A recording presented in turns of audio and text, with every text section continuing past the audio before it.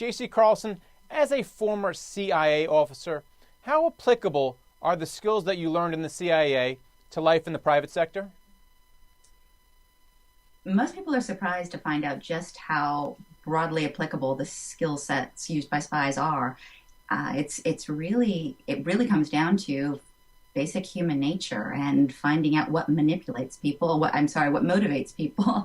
Also, what manipulates people, but that's another topic altogether. And then catering your behavior towards that person's expectations. Well, how can a workplace spy get ahead? How do you deal with your boss, for example? You figure out what types of behaviors and traits any particular individual or organization is going to respond to favorably, and then you incorporate those into your own behavioral repertoire. Can you give me an example? Sure. For example, identifying the biases of a senior manager. Maybe, for example, you know that somebody who is going to be making a decision about promotions tends to reward people from a particular university, really has a strong bias towards people from an alumni network. And you don't come from that organization. You need to figure out a way to get past his biases and identify on a more behavioral level what he's going to reward, so that you can get by his biases and really get at his decision-making fundamentals. All right. What about your coworkers? Should you spy on them to get ahead?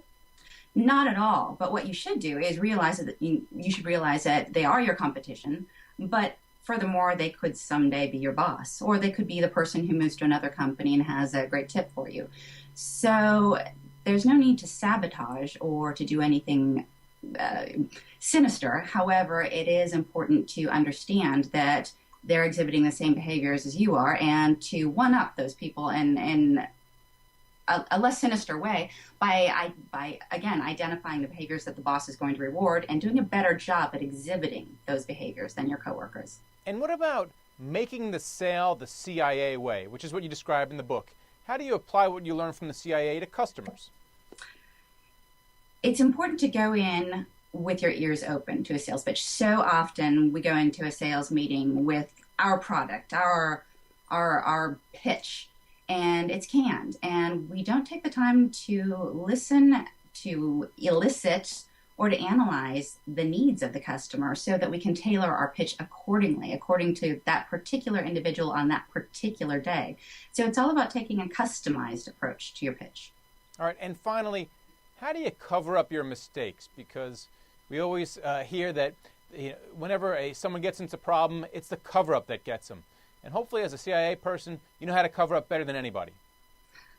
Yeah, working as an undercover officer, you do have a unique ability to disappear when things go bad. But in the corporate world, obviously, you can't. So really, it's about establishing your reputation and, across situations, establishing yourself as someone who can be trusted to stick around when things go bad and to solve the problems.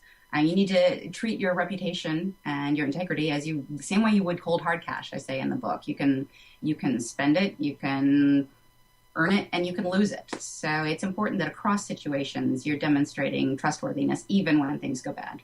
Thanks a lot, JC. Thank you.